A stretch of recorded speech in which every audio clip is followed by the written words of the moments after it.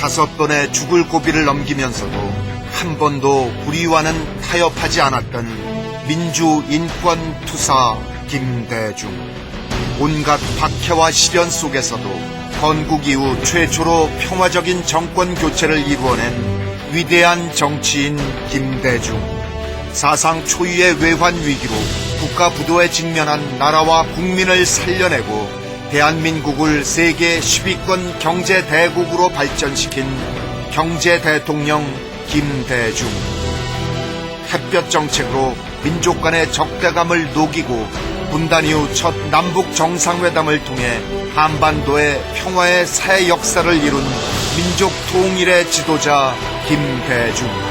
남과 북의 화해, 그리고 한반도만이 아니라 아시아와 세계적으로 민주주의와 인권 그리고 평화를 위해 헌신하여 지구촌을 감동시켰고 마침내 노벨 평화상을 받은 평화의 거목 김대중. 자신을 죽이려 했거나 모함했던 사람들을 용서하고 화해를 몸소 실천한 사랑의 성자 김대중. 김대중은 1924년 1월 6일 한반도 남도의 섬 하이도에서 태어났다. 작은 섬의 작은 마을, 평범한 농부의 차남이었다. 나라도 땅도 빼앗겼지만 바다는 그에게 꿈과 용기를 주고 상상력과 혼을 일깨워 주었다. 초등학교 4학년 때 자식 사랑이 지극한 어머니의 결심으로 목포로 이사와서 보다 넓은 세상을 보며 공부하는 기회를 갖게 되었다. 1943년 목포 상업학교를 졸업하고 곧바로 해운회사에 취직하여 사업가의 길로 나섰다. 해방 이후 그는 해운회사와 신문사의 사장이 되어 사업가로 성공하며 지역에서 명성을 쌓아나갔다. 그러나 청년 실업가 김대중은 돌연 정계로 뛰어들었다.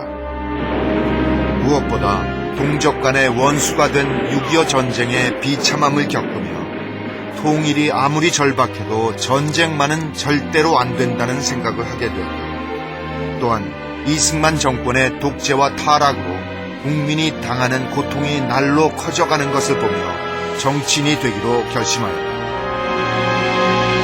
그러나 정치는 그에게 숱한 좌절과 시련을 안겨주었다. 국회의원 선거에 출마해서 3번 연속 떨어졌다.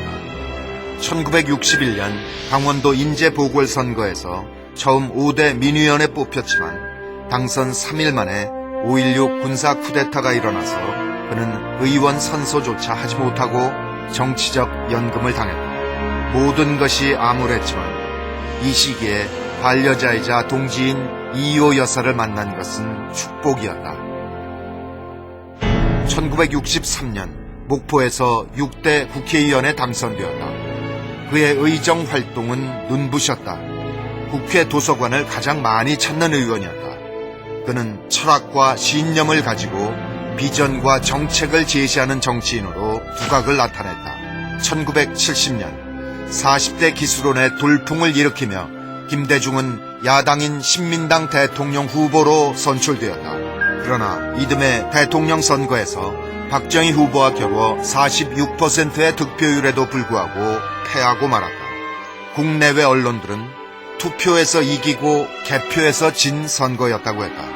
그때부터 김대중의 정치 행로는 가시밭길이었다. 박정희 대통령은 김대중을 최대 정적으로 생각하고 철저하게 탄압했다. 김대중, 그는 5번의 죽을 고비를 겪었다. 1950년에는 공산군에 붙잡혔다가 총살 직전에 탈출했다. 1971년에는 국회의원 선거 지원 유세를 하러 가던 중 의문의 교통사고를 당해 죽을 뻔했다. 1973년 일본 동경에서 납치당한 사건 때는 2번 죽을 고비를 넘겼다. 동경의 그랜드 팔레스 호텔에서 중앙정보부 공작 요원들에게 납치되는 순간 토막 살해될 위기에 처했었고, 끌려오며 변에 탄 바다에 던져지기 직전 또 한 번 극적으로 구출되었다. 1980년에는 광주 민주항쟁을 짓밟은 신군부 세력에게 내란 수괴 누명을 쓰고 군사재판정에서 사형을 선고받았다. 그러나 김대중은 불의와 타협하지 않았다. 독재와 정면으로 맞서 싸웠다. 민주화와 인권 그리고 평화 통일의 길을 선택한 그는 숱한 투옥, 망명, 연금을 당했다. 늘 죽음이 따라다녔지만 그의 신념은 꺾이지 않았다. 특히 그는 그렇게 박해를 받았지만 가해자를 용서하고 화해했다.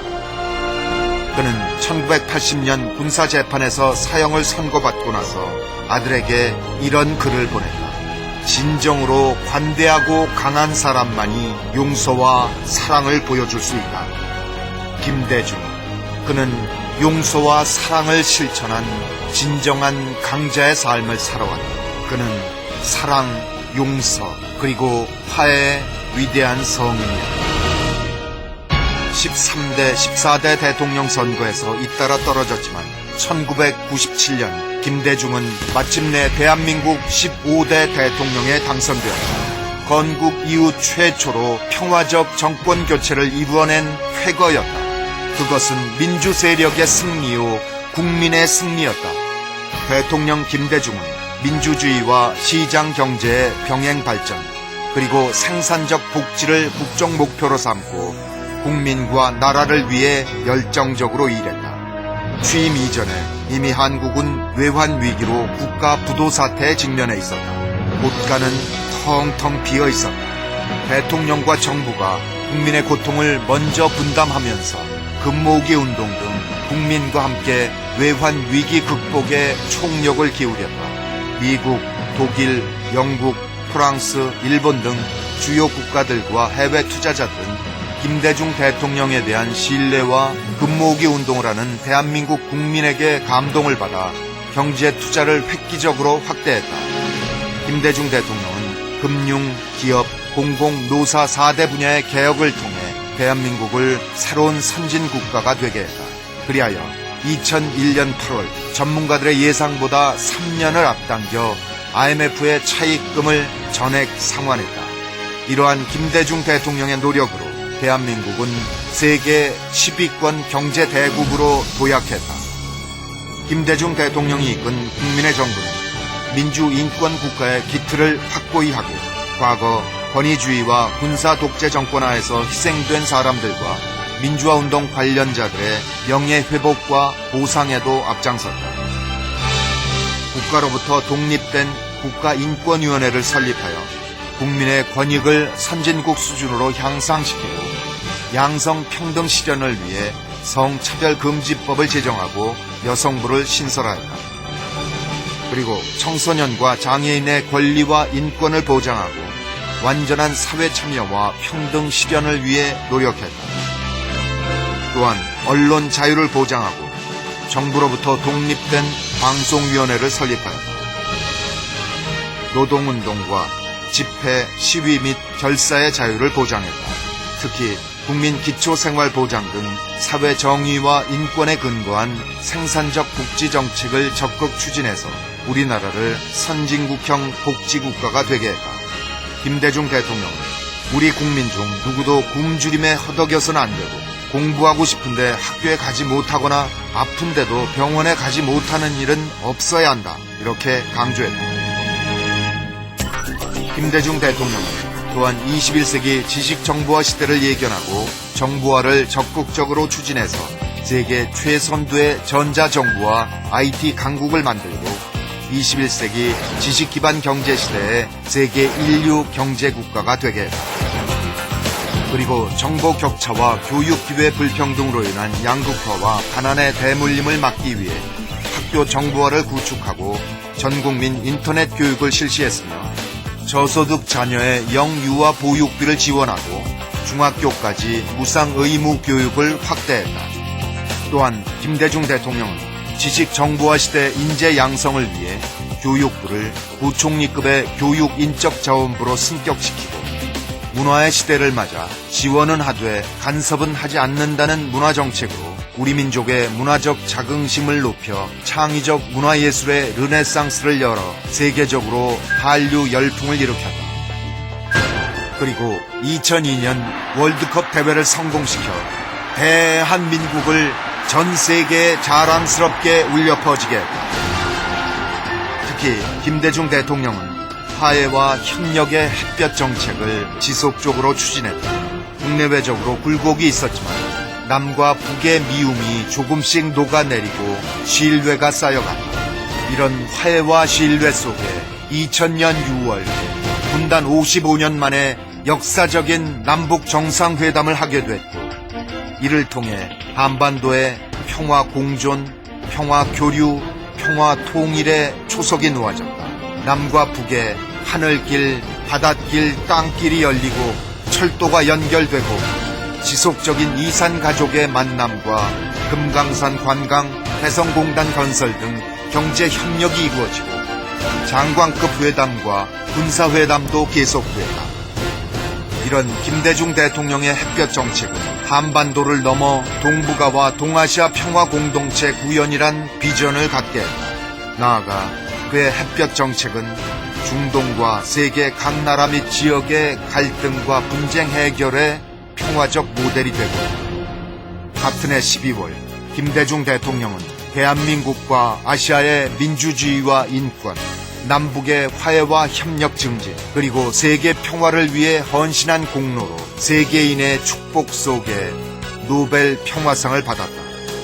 김대중 대통령은 국제 외교에도 헌신적으로 활동해서 대한민국을 주변국에서 중심 국가가 되게 하여 국가의 품격과 위상을 높였을 뿐만 아니라 세계적으로 존경받는 정치 지도자로 우뚝 서게 되었다. 김대중 대통령 퇴임 이후에도 연세대학교 김대중 도서관과 김대중 평화센터 등을 통해 민주주의, 평화, 그리고 빈곤 퇴치를 위해 쉼없이 일했다. 국내외 많은 대학들에서 초청 강연을 하였고 세계 유력 언론들과도 수십 차례 인터뷰를 했다. 무엇보다 한반도 평화체제 구축을 위해 6.15 정신의 지속적인 발전과 북핵 문제 해결, 그리고 동아시아와 세계 평화에 심혈을 기울였다. 80여 세 고령에 일주일에 3번씩 신장 투석을 하면서 7년여간 초인적인 능력으로 헌신했다. 2009년 8월 18일 오후 1시 43분 김대중 대통령이 서거했다는 소식은 한반도만이 아니라 지구촌을 슬프게 했고 민주주의와 평화의 큰 지도자를 잃은 애도의 물결이 전 세계로부터 밀려왔다. 그러나 그의 죽음은 죽음으로 끝나지 않았다.